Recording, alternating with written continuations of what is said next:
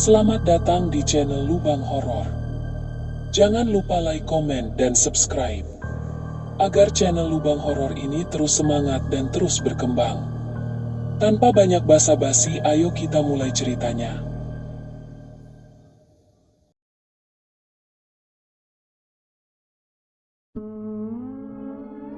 Langit di atas desa Warujati menggantung rendah, seolah enggan memberi cahaya lebih dari sekadar pantulan muram mentari. Rumah-rumah kayu berjajar tak rapi, sebagian miring, sebagian lain nyaris rata tanah. Di salah satu ujung desa yang menghadap lereng Bukit Seribu Bayangan, berdiri rumah kecil berpagar bambu yang mulai lapuk. Dindingnya berjamur, pintunya sering macet ketika angin menampar sore. Di dalam rumah itu, Budi duduk memandangi setumpuk kertas yang tak pernah berkurang jumlahnya. Tagihan dari koperasi, cicilan pupuk, dan surat peringatan dari tengkulak. Tangannya kotor oleh bekas tanah basah yang belum sempat dibersihkan setelah kembali dari sawah yang tak lagi menghasilkan apa-apa sejak musim kemarau panjang 2 tahun lalu. Di dapur, Sari meremas sisa beras dalam toples kaca. Suaranya menggema pelan saat butir terakhir jatuh ke dasar panci. Ia tidak berkata apa-apa. Tak ada yang perlu dijelaskan. Bau anyir dari sisa ikan asin kemarin masih menggantung di udara, bercampur dengan aroma daun singkong rebus yang baru dihangatkan ulang untuk ketiga kalinya minggu ini. Malam tiba tanpa aba-aba. Budi duduk di beranda, tak jauh dari lilin kecil yang dipancang di kaleng bekas susu. Cahaya temaramnya membentuk bayangan samar di tanah. Seorang pria bertubuh tambun menghampiri dari arah jalan setapak. Langkahnya berat, kain sarungnya menyeret kerikil. Wajahnya akrab, tapi matanya menyimpan sesuatu yang tidak biasa. Namanya Pak Wiryo, dulunya petani biasa, kini pemilik toko pupuk, dan 2 hektar kebun kopi. Ia tidak menawarkan pinjaman, tidak juga menyebut angka atau janji. Hanya duduk di dingklik bambu, menyalakan rokok linting, lalu bercerita tentang seseorang yang pernah ke bukit itu.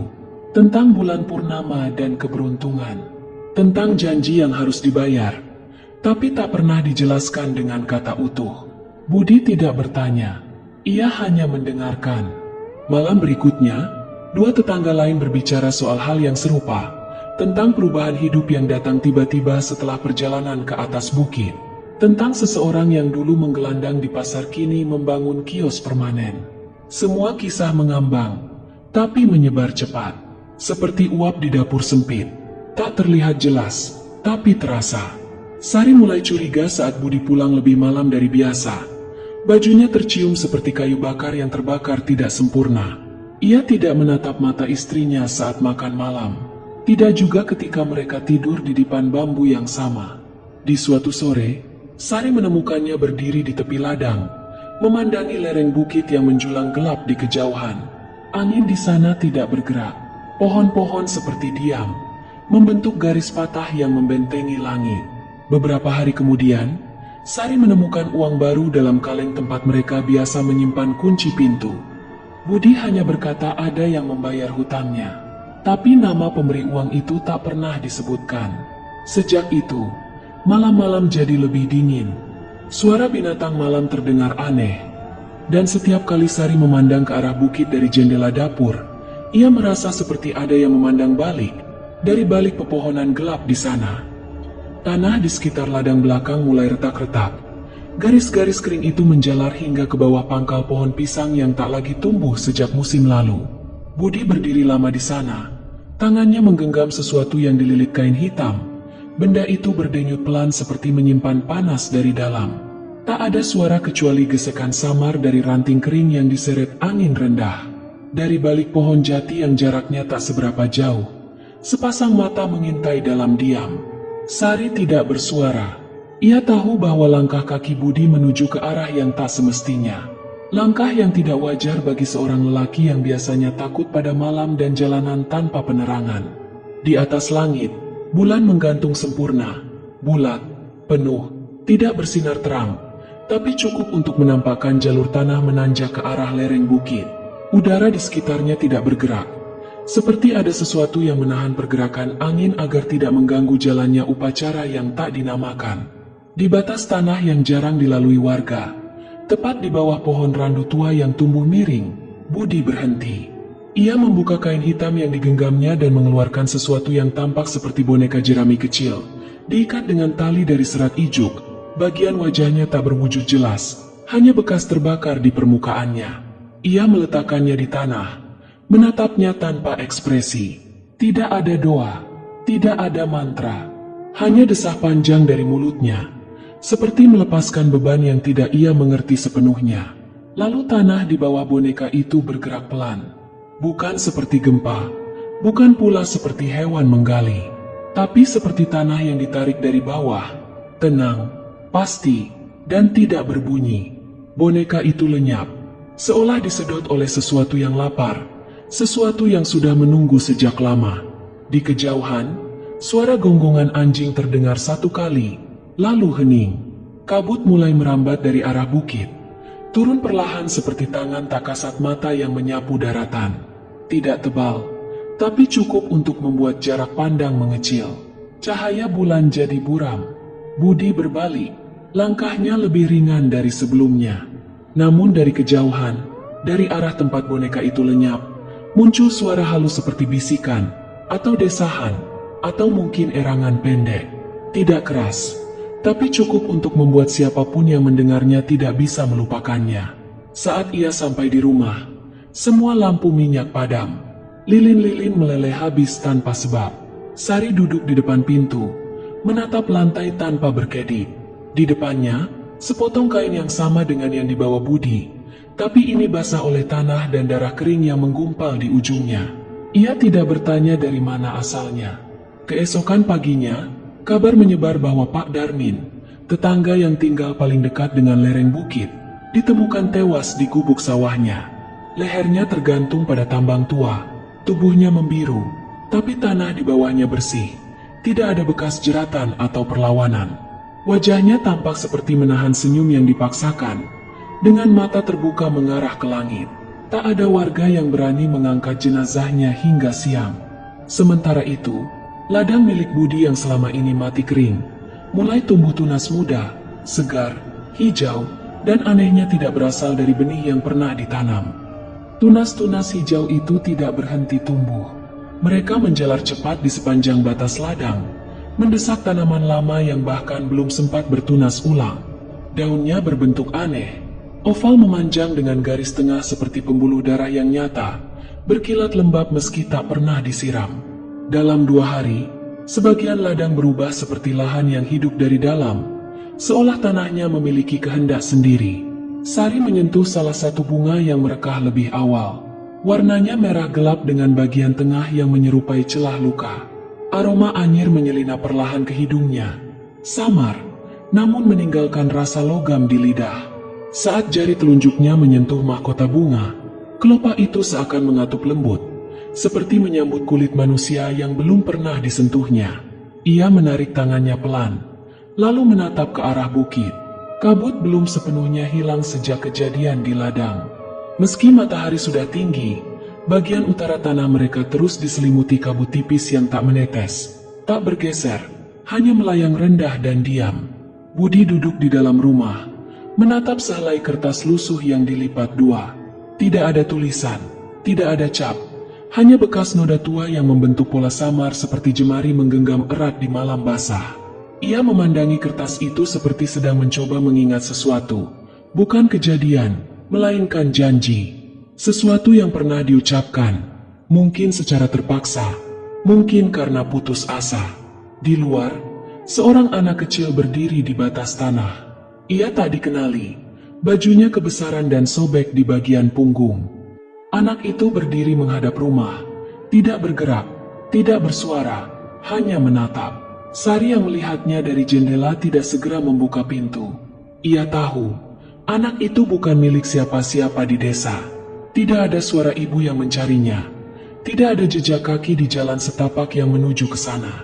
Hanya sepasang mata hitam, polos tapi dalam, menunggu seperti tahu bahwa seseorang dari dalam harus datang keluar. Budi tak beranjak. Ia tahu anak itu bukan datang sendiri. Ia adalah pertanda, pembawa pesan dari sesuatu yang menuntut ditepati. Saat langit mulai bergeser merah, Bunga-bunga itu mulai mengeluarkan suara lirih. Bukan desis, bukan pula suara serangga, tapi seperti tarikan napas dari batang yang merintih pelan. Suara yang tak seharusnya keluar dari tanaman.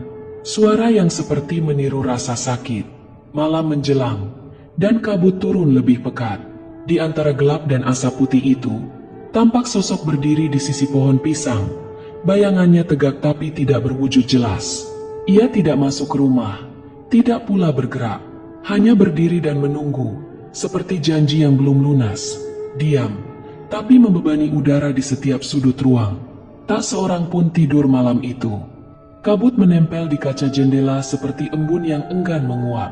Sari masih berdiri mematung di balik tirai, menatap ke arah tempat anak kecil itu berdiri.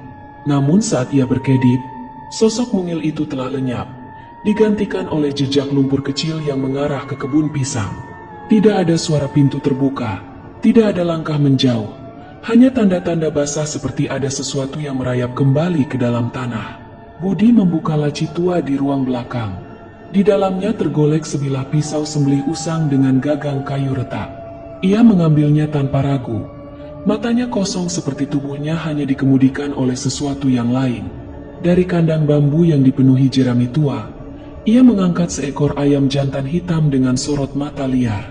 Ayam itu memberontak, mengeluarkan suara parau. Bukan seperti ayam biasa, lebih seperti erangan. Di bawah pohon kemuning yang tumbuh miring di sisi timur rumah, Budi duduk bersila. Ia letakkan ayam itu di tanah dan mengarahkan pisau ke tenggorokannya. Ujung mata pisau bergetar. Sekali tebas, kepala ayam terlepas dan darah muncrat ke tanah kering. Tapi darah itu tidak meresap. Ia menggumpal, kental dan hitam, menggeliat seperti cacing yang hidup dalam luka. Tanah tidak menelannya. Darah itu justru mengalir memutar, membentuk garis melingkar aneh, dan berhenti tepat di kaki Budi. Lingkaran itu diam, lalu retak dari dalam seperti tanah yang dihantam sesuatu dari bawah. Sari keluar sambil membawa mangkuk tanah liat. Matanya sembab, tapi bukan karena tangis. Ia seolah sudah tahu apa yang harus dilakukan, meski tidak mengerti mengapa. Di dalam mangkuk itu, ada skepal rambutnya sendiri, sejumput tanah dari bawah ranjang, dan sepotong kuku kaki yang ia potong semalam tanpa sadar. Ia mencampurkannya dengan darah ayam yang tak juga mengering. Adukannya lambat dan berat seperti mencampur daging hidup. Di belakang mereka, suara pintu rumah berderit meski tidak ada angin. Sesosok perempuan berdiri di ambang gelap. Bukan Sari, bukan siapapun yang pernah mereka kenal. Kulitnya pucat kehijauan. Rambutnya panjang seperti akar beringin, dan matanya tak memiliki bagian putih. Semuanya hitam, seperti dua lubang yang tak berujung. Ia tak bersuara, hanya mengangkat tangan ke arah kabut. Kabut itu menjulur cepat, seperti selembar kain basah yang dilempar ke seluruh halaman. Bunga-bunga aneh di ladang langsung layu bersamaan, tapi dari tengah-tengahnya muncul batang baru yang lebih besar, seperti tulang menjebol tanah. Dalam sekejap, suara rintih kembali terdengar, kini lebih dekat dan lebih banyak, bukan dari tanaman, tapi dari tanah di bawah kaki mereka. Budi menggenggam mangkuk itu, lalu menumpahkannya ke lubang yang retak di tengah lingkaran darah. Tanah berdenyut, sesuatu dari dalam bergerak seperti ingin keluar. Uap tipis beracun menyusup ke hidung, membuat Sari muntah darah.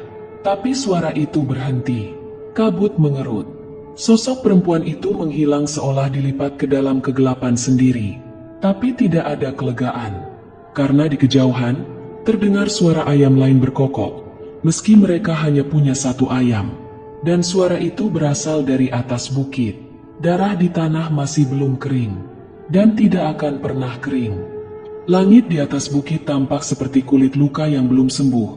Merah gelap dan bergaris retakan ungu. Budi menggenggam pisau berlumur darah kering, meski tangannya sendiri telah melepuh karena hawa panas yang muncul dari tanah retak itu. Sari berjalan di belakangnya, memeluk perut yang tiba-tiba mengeras dingin, seolah rahimnya menyimpan sesuatu yang bukan darahnya sendiri. Mereka tidak tahu mengapa kaki mereka membawa naik ke bukit, tapi setiap langkah seperti ditarik oleh janji yang belum lunas. Semak berduri mencambuk kulit mereka. Ranting kering menjuntai seperti tangan-tangan kecil yang mencoba mencegah mereka mendekat. Di puncak bukit, tanah merekah tanpa alasan. Tidak ada galian, tidak ada alat, tidak ada bekas cangkul. Namun lubang itu menganga seperti luka lama yang membuka sendiri. Tanah di sekitarnya tidak terpencar. Tidak ada yang terusi kecuali satu hal. Batu nisan tanpa nama yang tertancap miring, diselimuti lumut dan rambut panjang yang menempel kaku seperti tali basah. Sari berlutut. Matanya membelalak pada bentuk tubuh kecil yang setengah tertimbun di dalam lubang itu. Bukan kerangka, bukan juga mayat. Anak perempuan itu utuh, dengan mata terbuka, memandangi langit meski dadanya tak bergerak. Bajunya masih basah seperti baru saja ditenggelamkan. Tangan mungil itu menggenggam sesuatu. Budi meraihnya, sebuah cincin kawin, persis seperti milik Sari. Tapi cincin itu memiliki retakan yang sama dengan yang pernah mereka buang ke dasar sumur bertahun lalu, saat mereka berikrar menutup masa lalu yang tak boleh kembali. Tanpa aba-aba, anak itu mengedip. Tubuhnya terangkat pelan, bukan karena bergerak sendiri, melainkan seolah ada sesuatu di bawah tanah yang menolaknya untuk terus diam. Urat-urat di sekitarnya memucat, berubah membiru dan membengkak seperti akar yang menyedot kotoran dari bumi. Suara dari dalam lubang menyusul, bukan tangisan, bukan rintihan, melainkan bisikan serempak dari mulut yang tak terlihat, menyebut nama mereka berulang-ulang, seakan mengingatkan utang yang belum dibayar. Budi mencoba mundur, tapi tanah mencengkeram kakinya seperti tangan-tangan licin. Sari berteriak, namun tidak ada suara yang keluar.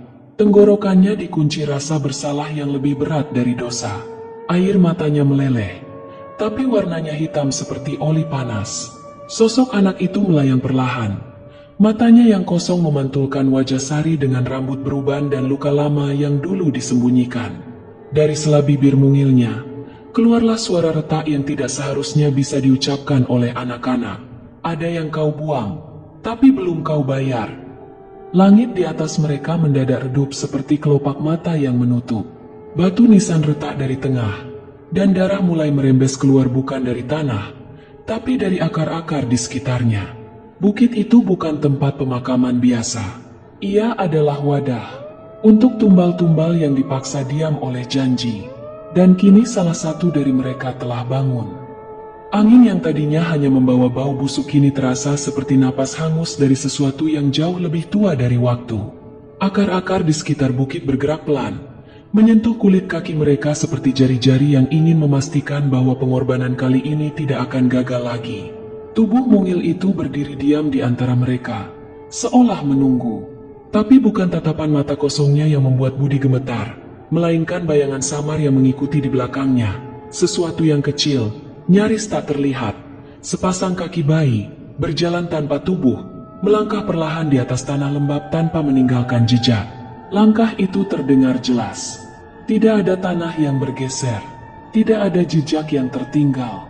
Tapi suara itu nyata, semakin dekat, dan setiap langkah membawa hawa dingin yang menusuk hingga ke tulang. Sari mencoba berbalik, tapi tubuhnya berat seperti terikat beban besi. Mulutnya membeku, dan matanya hanya mampu melihat apa yang tidak ingin ia lihat. Bayangan kecil itu mendekat ke arahnya, lalu berhenti di bawah perutnya sendiri. Ada denyut dari dalam rahimnya. Bukan gerakan bayi, tapi dorongan liar seperti sesuatu yang ingin menggali jalan keluar dengan kuku. Ia memegangi perutnya sambil terhuyung, dan samar terdengar suara tawa kecil, pecah seperti kaca retak dalam pikirannya. Budi berusaha mendekat, tapi langkahnya justru membawanya semakin jauh.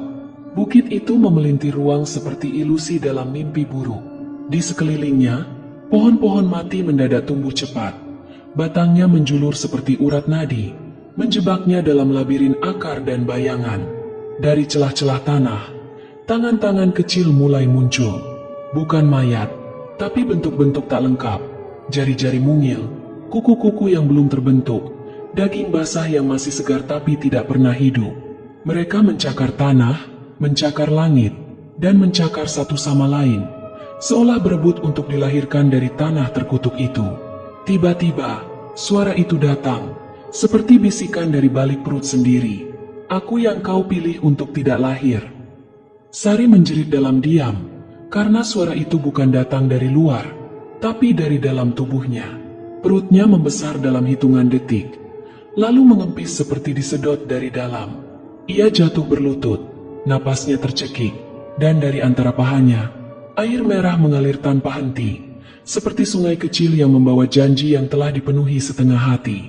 Langkah-langkah itu kini berputar mengelilingi mereka. Di depan batu nisan yang masih meneteskan darah, anak perempuan itu tersenyum. Senyuman yang tidak seharusnya bisa dilakukan oleh anak-anak. Bibirnya menghitam, dan giginya tumbuh tak seragam, seperti sisa-sisa sesuatu yang telah dikunyah terlalu lama. Satu kata terdengar, keluar dari mulut yang kini dipenuhi darah beku. Sari tidak bisa bergerak, Budi tidak bisa melihat jalan keluar, dan bukit itu tidak lagi sekadar tempat. Ia telah menjadi rahim, menampung tumbal demi tumbal, janji demi janji, untuk dilahirkan kembali dalam bentuk kutukan yang lebih sempurna. Tanah di bawah tubuh Sari mulai merekah, seolah menolak keberadaan manusia yang telah gagal menepati sumpah. Darah yang mengalir dari antara pahanya membentuk pola-pola aneh di tanah, seperti tulisan purba yang tak pernah dimaksudkan untuk dibaca kembali. Aroma besi dan tanah basah menyatu dengan kabut pekat yang menyelubungi bukit, menyesakkan dada, membuat setiap helaan napas terasa seperti menelan bara. Tubuh Budi gemetar bukan karena dingin, tapi karena ia mulai menyadari bahwa semua ini bukan sekadar hukuman, melainkan penggenapan. Ia telah membuka pintu yang seharusnya dikunci selamanya. Anak perempuan itu berdiri di tepi lubang, menatap ke bawah tempat Sari terbaring. Wajahnya mulai berubah, kulitnya meregang, matanya menyatu hingga menjadi rongga gelap tak berbentuk. Dari mulutnya, suara-suara mulai bermunculan, bukan dari pita suaranya, tapi dari entitas-entitas lain yang berbicara bersamaan lewat rongga tubuhnya. Suara tangis, erangan bayi, jeritan perempuan, dan napas orang sekarat. Semuanya bercampur menjadi satu nyanyian kutuk yang tak mungkin dibungkam. Lubang di tanah kini menganga seperti mulut raksasa. Akar-akar menjulur keluar, menyentuh tubuh Sari yang setengah sadar, menyeretnya perlahan ke dalam rongga hitam itu. Seperti tarikan dari sesuatu yang mengklaim kembali apa yang dulu ditinggalkan. Budi berlari, tapi tanah menolaknya. Setiap langkahnya membawa tubuhnya semakin dalam, seolah bukit itu menyerapnya sedikit demi sedikit. Di tengah jeritannya sendiri, ia mendengar suara bayi, bukan dari kejauhan, tapi dari dalam tubuhnya sendiri. Suara itu menirukan napasnya, memalsukan degup jantungnya, mengambil alih perlahan. Sari menatap Budi sekali lagi, dan di matanya tak ada lagi rasa bersalah. Yang tersisa hanya keikhlasan putus asa. Ia tahu ini tidak bisa dicegah. Anak yang dulu mereka buang bukan lagi roh gentayangan. Ia telah menjelma tempat ini. Bukit ini adalah rahimnya, adalah tubuhnya, adalah kutukan yang diberi bentuk. Tubuh Sari tenggelam seluruhnya. Tanah menutup rapat, menyisakan hanya satu bisikan yang terdengar pelan dari dalam rongga tanah. Akan selalu ada janji baru. Budi tidak sempat menjawab. Dari balik punggungnya, sesuatu mulai tumbuh. Tangan mungil menembus kulit punggungnya, seperti akar kecil yang mencari cahaya. Tangannya sendiri mulai layu, membiru, lalu hancur menjadi serpihan. Tubuhnya membungkuk, membusuk perlahan, hingga ia menjadi bagian dari akar-akar itu. Terjerat, diam, dan ditanam hidup-hidup dalam nisan yang tidak akan pernah bisa ditulis. Bukit itu tetap sunyi, tapi tanahnya kini berdenyut pelan, seperti jantung yang baru mulai berdetak. Pohon-pohon mati di sekitarnya tumbuh lebih tinggi dari sebelumnya, dan kabut yang menggantung kini membawa aroma darah segar. Tak ada yang akan mencurigai apapun dari kejauhan. Hanya satu batu nisan kecil di atas puncak bukit itu, tanpa nama, tanpa tanggal, tanpa doa. Di bawahnya, akar menjalar, menyusu pada darah-darah lama dan janji-janji baru yang akan datang. Sebab setiap janji yang pernah dilanggar, akan selalu menuntut tubuh pengganti. Demikianlah kisah kali ini. Sebuah perjalanan mencekam dari janji yang tak ditepati, pengorbanan yang berbalik menjadi kutukan, dan cinta yang gagal menjadi keselamatan. Terima kasih yang sebesar-besarnya kepada Anda yang telah meluangkan waktu untuk mendengarkan cerita ini sampai akhir. Kehadiran dan perhatian Anda adalah semangat yang tak ternilai bagi setiap kisah yang lahir dari kegelapan imajinasi. Dari kisah tumbal janji Bukit Keramat ini, kita belajar bahwa janji bukan sekadar kata-kata, melainkan ikatan tak kasat mata yang mengikat jiwa. Ketika janji itu dilanggar, bukan hanya kepercayaan yang hancur, tetapi juga takdir yang berubah. Maka berhati-hatilah dalam berjanji, terutama kepada yang tak punya suara untuk menuntut. Sebab semesta punya caranya sendiri untuk menagih. Satu janji yang diingkari bisa menjadi tumbal bagi generasi yang tak bersalah. Sampai jumpa di kisah berikutnya. Tetap waspada, dan jangan abaikan bisikan dari tempat yang kau kira telah lama diam.